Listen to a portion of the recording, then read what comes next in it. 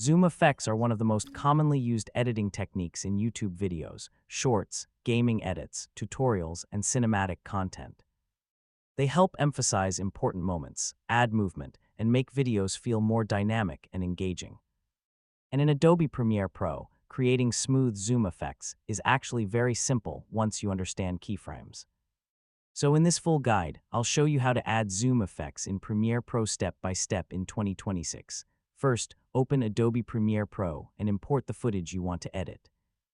Now drag the clip onto the timeline to create a sequence. To create a zoom effect, select the clip and open the Effect Controls panel. Inside the Motion section, you'll mainly use the Scale and Position controls to create the zoom animation. Move the playhead to the point where you want the zoom effect to begin, then create keyframes for scale and position. Now move forward on the timeline and increase the scale value to zoom into the footage. If needed, adjust the position values so the zoom focuses on the correct part of the screen.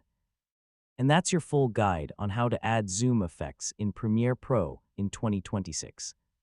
Hopefully now you have a clear understanding of how to create smoother and more engaging video motion using Premiere Pro.